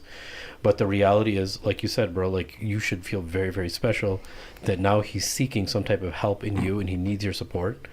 Right? And especially if he's a good man. Yeah. But man, good men are so hard to find. A lot of these sisters, they think that, you could just leave the guy and you're going to find someone better. Like, it's not as easy as that. You're There's right. so many sisters that are hurting right now. Good sisters that have been with horrible individuals. Horrible experiences. And this guy sounds like he's a good guy. Yeah. He And just got a stuck. small reminder too, like, it's not even a fault of his own, but the Prophet said if you find a character flaw in your spouse, you'll see you look at all the other positive characters that they have. 100%. Right? So and this is not even his fault. This is just something that happened by circumstance. So focus on the positive. Is he a good husband? Does he establish his prayer? Is he kind to you? Is he generous with you? Is he charitable with you? Does he deal with you kindly? That stuff is rare. Just go to if you're on Reddit, I'm assuming, go through the rest of the Reddit where there's women who are being abused and women who are being, completely shattered by their men that they're married to, right? You don't have that problem. Yeah, that's you have true. a man that's willing to commit to you, that's willing to honor you and work with you. I mean, the fact that he voluntarily offered to go to therapy himself, that's very telling of the kind of man that he is. He wants to remain, bro. That's a keeper. Look, and just on that point, look, this is a reality, and we have to address this too. You said it's very difficult to find good men. Bro, I agree with you 100%. Right? And women too. No, I agree. No, let's just keep it at men right now, because supposedly we only talk about women. Let's be very fair and let's be very honest. We don't, not because we want to be woke or anything. The reality is this, that when I have to talk, and it's very difficult to talk to your daughter about marriage, she's getting older. I have to talk to her about marriage, right? But I'm very, very, the eye that I have and that most fathers have, if they actually love their daughters, they're going to be very, very stringent on their conditions, right? A lot of us, sometimes in the process of us getting married, we're like, oh man, my father, this guy who could be my future father-in-law is being so tough. You start to understand that obviously later when you have kids, right? You have to be, right? But you also have to be fair. So how many stories have we heard of some Muslim dude who marries this convert lady and is just abusive and just horrible and crazy stories, right? Now, you're not even going to make excuses for this dude yet. You just feel bad because there's a sister who became Muslim and she had to have this first exposure to Islam. Like, and your main thing in your mind is, Allah come to her help and just put sakina in her heart, like peace and tranquility in her heart. But I hope that this isn't the reason. This, part of my language, this douchebag, this idiot, is because the reason that she's going to leave the fold of Islam. Because we know people that have abusive relationships. I know of a few cases personally where a woman, she became Muslim, she married this dude, and she left the fold of Islam, is married to a Christian dude or somebody else or an atheist because of the abuse. I personally know people like this. Yeah, and there's stories of people who are born Muslim and because of a bad marriage, and they end up totally going far from Islam. Yep. Maybe because of their upbringing, maybe because of And we're not justifying. I mean, I can't ever justify and say somebody should leave Islam for a person. Yeah. But I believe Allah will hold someone accountable for the action they did that caused the stress that led that person to behave the way they did. Especially if it's a husband or a father. Yeah. Because we have a different standard. We have a much stricter standard as far as raising our families. Allah is going to ask us as men, not the women folk, Allah is going to ask us if we were responsible for something going wrong with our children and we didn't correct it and we knew it was wrong. Those children will stand up in front of us. Our wives will stand up in front of us and say, hey, he saw this the whole time. That's the right of the child and the wife. Exactly. He saw this the whole time. So the reason why, coming back to the point where, our dear sister said, why do we always sit here talking about women? Look, sometimes we say it, and I'll be completely fair. Sometimes we talk about the opposite gender the same way women talk about men, kind of in light, kind of in joking, because we know women do it about men and men do it about women. It's understood. But it's not like our deep feeling of disdain that we have for women. That's not the reason why we do it. But to the point itself is that we have to talk about these issues because we're responsible for our women folk and our children and our families. Allah is going to hold us accountable much more than he's going to hold anybody else accountable. And that standing in front of Allah is what scares the heck out of us, bro, right?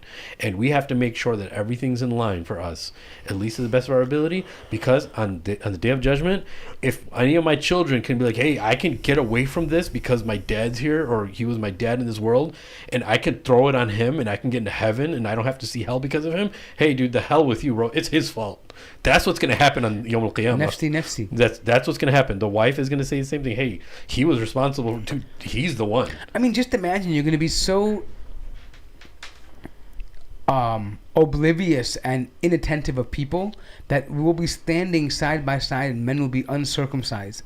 And even Aisha, men and women. But what about the nakedness? Like, and the Prophet told her that people will be so terrified about themselves, they won't even be aware of what's next to them. Yeah, the woman won't even be worried about her child.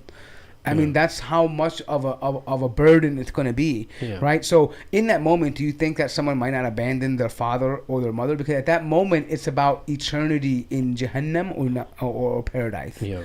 And at that moment, and you know what the beautiful thing about dua is, more like, I'm glad you mentioned that. Allah always gives us an out. It's no secret, even from the Quran. Allah gives us an out of that agony of Yawm al-Qiyamah too. Like, we don't have to see it if we get the right dua answered from Allah or the right actions that are done in this world, right?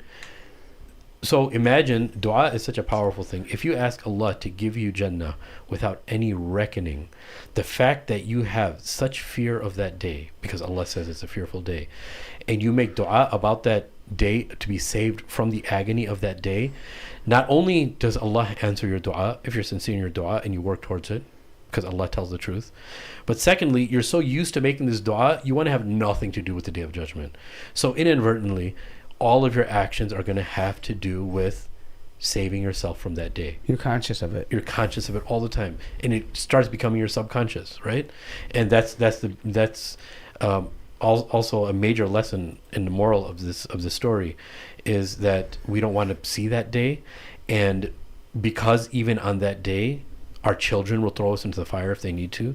The mother will throw her child into the fire if she needs to. The father will throw his kids into the fire if he needs to save himself, or thinking that he's going to save himself, right? So we have to be very, very cognizant and conscious of all of these issues, man. So that's the reason why, if you see upright Muslim men talking about women's issues, we're not actually talking about women's issues. We're talking about, look at where society our is. Issues. We're talking about our issues. We're talking about, look where society has gone. And guess what? An olive branch that we're going to throw out to the women, a big portion of it, we believe, is because of men not being men. You've said that many times. The condition why the human condition, all of humanity is in the condition that it's in, is because of men not adhering to Allah's deen. We are actually responsible for that. So I think that's why we talk about it. Here's another post. Oh, nice. Another one. Another one bites the dust. You're just a treasure trove of Muslim Reddit. Who needs Jamie when you have Sim? Yeah. My wife of 32... my wife 32 female said she settled for me. I'm a 33-year-old male. My wife of less than 2 years told me she settled for me, which is the reason why she married me. It has really put a bad feeling in me because I married her for love. She told me this after a small argument. I settled for you because I just wanted to get married. I didn't respond at that time, and we moved on. I didn't take her comment well. I've been really quiet and distant. I just keep thinking I'm a backup and her dream man is out there, and she always is thinking about him. I cannot accept being second or third option. I've started being away from the house more to clear my head, and can't even look at her before, like before. I'm just upset all of a sudden, and I feel scammed. When she asks me why I'm upset, I told her, then she tried to apologize, saying that she was not being serious. I can't believe her anymore. I feel like deep down inside she was right, and I am her backup husband. I don't think I can move past this. I keep picturing some other guy she's in love with. My mother told me to forgive her because women say nasty things when angry to provoke, but I'm struggling to believe my wife. I invested so much, and we are recently married too. Yeah, I'm gonna say this, dude. He has to understand as a man that women oftentimes say things that are emotions. They don't even know what they remember. They don't even remember what they say. Bro. Everyone wants no, to cut but deep. I think women they say things to. Sometimes they drive daggers. Yeah. No, women are experts. They know where your weakness is. Hold on, one second. Men are not experts at driving daggers, generally speaking, like with words, because we don't resort to words to fight. We generally resort to violence. Women, they have their words for the most part, so they're very vicious with each other, and they bring that viciousness in anger to men in comments. But many a times they don't remember even what they're saying to you. They're in that moment of emotional state where they just end up saying these things, and they don't even remember. They can't even understand why you'd be upset by something, right? So my advice would be that if this is not going to be the only time she's going to say something that's going to be offensive to you, right? But part of being a man is that you have to dismiss that as something just being emotional. Unless she says something really terrible and it's habitual and like you're uncovering evidence. That's something different. I'm not saying you should tolerate being, abused all the time. I'm not saying that. But if it's a one-off thing, or when you get angry, it just happened. Understand that men and women are built differently. Women are going to say things very emotionally, and men are probably. And the problem with us men is that, since we don't use our words that often, when we hear the words, it stays with us, right? But understand that it's not going to be something that she actually feels. She's not telling you how she really feels inside. She's trying to hurt you in that moment, and that's how she knows how to hurt you. Yeah.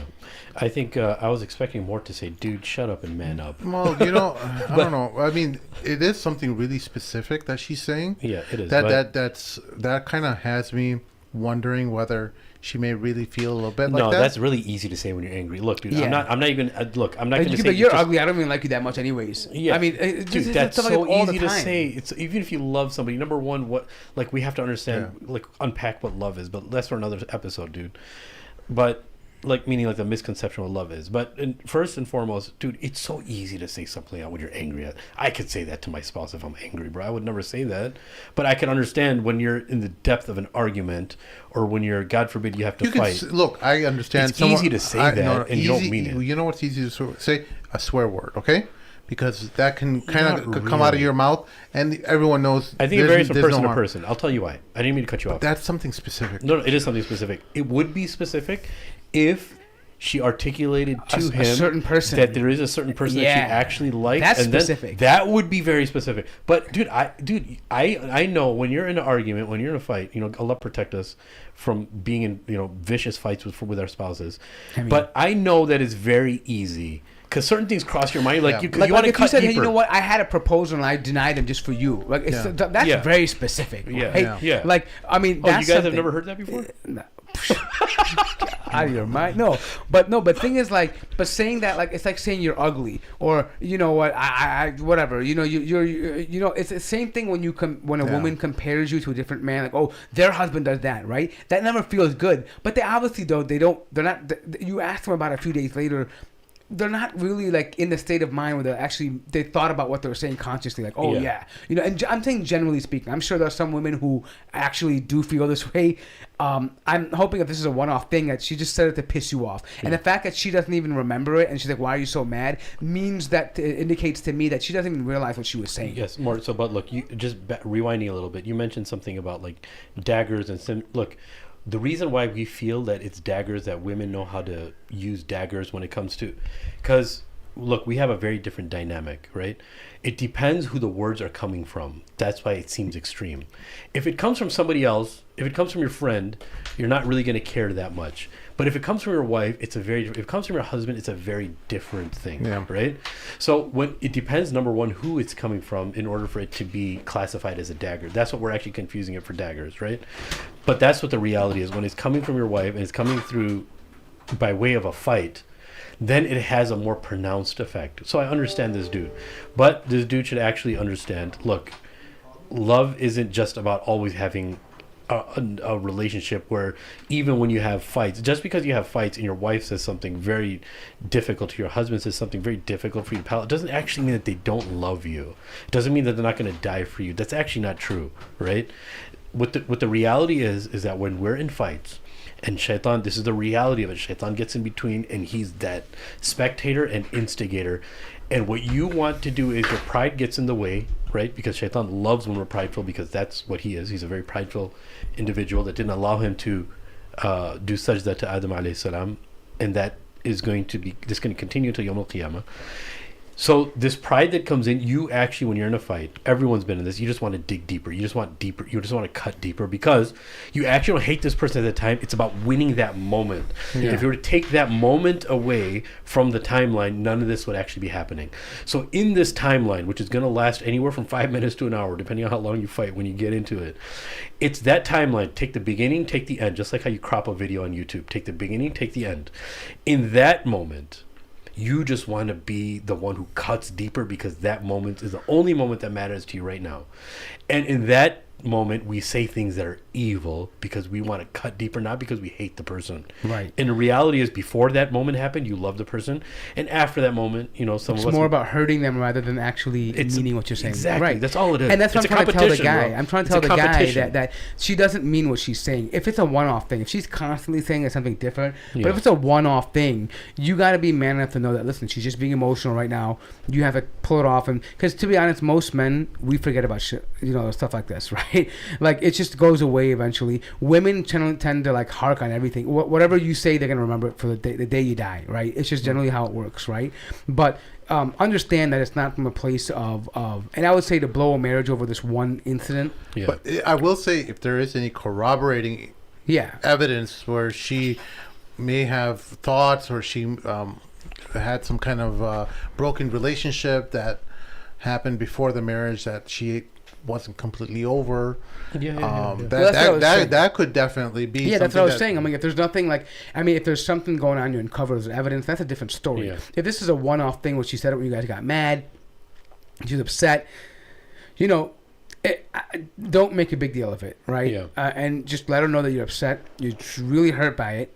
And tell her, but make sure you establish those boundaries. Be like, hey, listen, I don't want to hear this anymore. Yeah. If you say this is going to make me doubt you. Yeah. It's going to make me doubt you. And I don't want to do that. Yeah, I don't want to do that. If you want this marriage to work, because I believe that as a man, you have to set certain boundaries. Like, you have to be able to say, like, even for yourself, like when you get upset, you say, hey, I'm not going to curse. Because why? I've never once done that. Why? Because that sets a standard. Because the next time you fight, that gets even more intense. Yeah. Then it escalates beyond that. Then it becomes insultive, right? You have to stop before that line. Yeah. And as a man, you have to say, listen, I treat you with respect. I don't curse at you. I don't swear at you. I don't shout at you. And there's a reason why I don't do that, because I'm trying not to cross that line. Because if we do cross that line, there's no coming back from it. What do you think about, guys? I want to ask you, Mort. I didn't know you were such a talented therapist. This is pretty nice. What do you think about, dude? We should have the Mad Luke's therapy branch. We should. We'd make great therapists. It'd be destructive. Why not? If everyone can be involved in self-help, I can be a self-help guy too. Yeah, no, so this is like, before I ask you the question, look, everyone gets over things. It takes a certain amount of time. Some people take longer. That's why this dude, my heart goes out to him. Dude, it'll take him 3 days. It may take him 5 days. It may take him a year. But he'll eventually get over it, and he has to, because he's responsible for a family, and he can't let this hinder his justice towards his family. And he's expected, as a man, to get over this. And Islamically, he shouldn't let it get in his way. Secondly, Mort, I want to ask you, is what do you think about guys who are getting in the thick of a fight with their wives, and they get so angry they leave, and their wife says to them, "Why are you leaving? Why are you turning away from the problem? Why are you turning away?" And just slamming the door, and he leaves. And they have a fight again. It's like, "Oh, you do this every time. Every time we're getting in a fight, you get thick of it. You just leave. Why can't you be a man about it?" Right? What would you say to that? So I'd say I am being a man about it, because if I stay, I'm going to escalate the situation, and you don't want to see me escalate the situation. So I'd rather walk away from it. But don't you have self-control? No, I don't. And I'll be very clear. I know my boundaries. I love this dude. Right? Hell yeah, dude. I mean, I Say don't. it like it is. Right? No, I don't. And that's why I'm doing it. If I had the patience to listen to all this, I would sit around and listen to it. Yeah. But at some point, and you have to tell them this when you're calm and they're calm. I'm like, listen, you are saying things to trigger me on purpose, right? And you want me to sit here and listen to that. Yeah. It's not going to work. Yeah. You're intentionally trying to make me more mad, and then you want me to sit there and take it, and that's not the nature of men. Yeah. Right? You want to be combative with me, and if you want me to return that energy, one of us has to be de-escalate. Yeah. If we don't, we're going to turn into a shouting match. Yeah. Right? So what do you want? Do you prefer we sit and yell and scream at each other? It doesn't make any sense. Is it a better scenario that he leaves, or he says, "Okay, you know what? Let's talk about this later"? Yeah. So I mean, you can't just run away from the problem. Yeah. You have to be able to talk about it later. Yeah. But you have to make sure that she understands that the reason why you're walking away is because you're trying to be the mature one. If she can't handle emotions, you have to be the one to be able to handle the situation. Yeah. And at that moment in time, there's no reasoning with someone who's yelling. What reason are you going to have? Yeah. Right? They're not talking to you. They're talking through you. Right? So what's the point? Right? Whenever someone's like going through something, you never try to logically break things down with them. You wait for them to calm down first. Likewise, the same situation. Right? How do you expect me to be logically or methodical with this problem when you're right now at the moment being irrational? Right? So you have to explain that. Like, hey, look, there's no secret that you get, that you may be becoming over emotional, right? And maybe for a good reason. Yeah. But there's no conversation to be had in that moment. Yeah. What are we going to solve besides trying to yell it out? I agree. What do you guys think about when people get angry? They get so angry they end up punching walls and doors, and they end up breaking them. So I'm not against that, as long as you don't do it. No. Listen, as long as you I don't love do how that, you open that answer with as that. long as you don't do it in front of the people. Oh, darn it! Go out to the garage and punch a wall, beat up a punching bag, no problem. Why do Get out your people do aggression. that? Why do they do that? I punch walls. I think it's great. I mean, it's a great form of release. No, I I love think this guy. no. I'm not making fun of you. I just love how you just say it. No, like, I think without because hesitating. listen. Here's the thing. I think as men, like I said earlier, we deal with things physically. Yeah. Right? It's our nature. When something really hits a boiling point, like for example, if me and Sim or me and you got into an argument, heated argument, eventually we're going to be at a point where we're out of words. Yeah. It's time to go to the field now. Yeah. Right? We don't want to talk anymore. Yeah. Right? For women, there's no point like that. It's just when they want to talk, and the point when they get to where they're done, when we go to the field, that's when they check out and they want to just they're silent. See, women have this ability. They have a catalog or a Rolodex of all your previous mistakes that you've made throughout your marriage, your relationship, and they can pull each one out at you as if they're like Uno cards. They're just like dropping them, like whoop, whoop, and you don't have time to even a man. Yeah, you don't have the mental faculty to do that. Doesn't have that luxury. reactive capability. Yeah. He doesn't have that gab where he knows how to defend himself, and he's not even that type of person where he's collecting pieces of evidences against his wife and cataloging. Yeah, we're not that nature. We're not remembering these it goes details. against his nature to have that kind of argument, so he gets frustrated.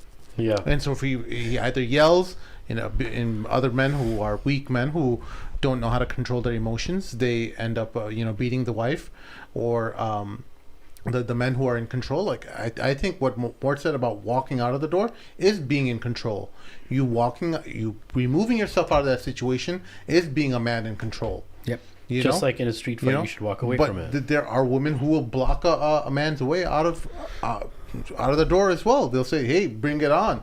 Like you. Women do that? They Yeah, would never do that. They do. Huh. It's all over Reddit. So it's all over Reddit. So speaking of Reddit and World Star fights, or whatever, so you had made a claim, right? I'm going to push back a little bit, that women, when it comes to the field, they check out. But World Star has a whole bunch of women fighting each other. What's that about? I'm thinking women and women is different. Yeah. Women and relationships are different. Like when a woman really is upset, they go silent. They're checked out. There's nothing you can say. They don't want to even have a conversation with you if they've checked out. right? Like if they've gotten to a point where they're so hurt, they just don't even want to see you anymore. Do you get what I'm saying? Like that's the first thing they do. You have to leave the house. They'll tell you to leave the house because they're so angry at you. They can't. There's no words anymore they can't even express their emotions at that moment. That's why they need that time to be able to figure out how they're going to process their emotions. It's overwhelming for them. Like, or a man, I can just storm out the door and be like, screw this, F that, blah, blah, and I'm done, right? I mean, outside the house, right? Doesn't matter. I can stomp my feet. I can punch a wall. Doesn't matter. I'm over it. I got the aggression out. They don't have that mechanism. Generally speaking, they don't have that mechanism because their mechanism is that to talk it out. And if when something's bothering them, no matter how little it is, but when they can't do that, there's no other regress for them. It's like, hey, it's not working. Got it. Right? And so what I'm saying is that if you have to go out and because coming back to what I was saying was that's why going to the gym, these things of releasing aggression, it's important because why? You release that tension. As men, we're taught, it is instinctive to us because of our testosterone that when we're escalated or we have stress, we need to get it out. Right? That's why the idea of a man cave or boxing or wrestling or whatever it may be, these sports that we do, it's a release of aggression. Right? And every man who has a healthy level of testosterone has some healthy aggression. You need that aggression. That's the same aggression that caused you to defend your family, that defends someone's honor, right? You can't suppress that aggression. You can't become docile, right? So the better way to understand that and channel it. So if you need to go out there in the garage or walk outside and punch a wall, go do that. But don't do it in front of them because that's terrifying for them. They're going to see you as an animal, which you become. No, I mean, it's because it's instinctive, right? We use that for survival. Like, for example, a woman wants to be defended, but she doesn't want you to beat the guy to a pulp. That's not something pleasing to her. Yeah. She can't handle that. But she wants the result, right? The same way, like, she wants you to talk, but if you have to go outside and hit a wall without her knowing to come back and talk, do that. She can't handle what it needs to take, what you have to do to come to that point, right? So, and you have to know as a man, don't show her that, right? If you have to go to the gym and beat up a punching bag or a punch dummy like Sim has, whatever, right? Creeps me out. Then do that, right? Do that for yourself, but you have to be in control enough to know when to show that dominance, how to control yourself. That's part of being a man. If you can't restrain yourself when you need to, I'm sorry, you're lacking as a man. Yeah, I agree. That's just what it is. Yeah, Allah make us all good men. Guys, that's our show for this evening. Thank you all for listening. Please help us out on patreon.com/Mamluks to help us maintain this effort. We rely on your support. If you have any questions or guest suggestions, there's always guest suggestions coming in. Guys, if you send in guest suggestions, you got to send in contact information as well. I don't have the bandwidth to do the legwork and chasing people down. If you have people in mind that you want, reach out to them, see if they're interested in coming on the show. I'll be happy to entertain your guest suggestion at that point. At least get a contact, Yeah. And there are some really good suggestions that our listeners have. So I really do welcome their suggestions. But help us out at least by doing some of the legwork and be the middleman and make that thing happen. But otherwise, thank you all for listening. Oh, we have a really good episode that's going to be coming on the weekend. I'm really excited. We have this a really special person who's done a lot of archaeological work in Mexico, and he's a scholar as well. I know what this guy was talking about. Yeah. This weekend? Yeah, he's a translator and very well read. I'm really excited for the show, and I can't wait for you guys to listen in and Awesome. And him sharing his discoveries with you guys. That's beautiful. So stay tuned for that show. I don't have the time announced yet, but I will put up on Twitter or my Facebook. But that's it. We'll see y'all next time. Assalamu alaikum. See ya.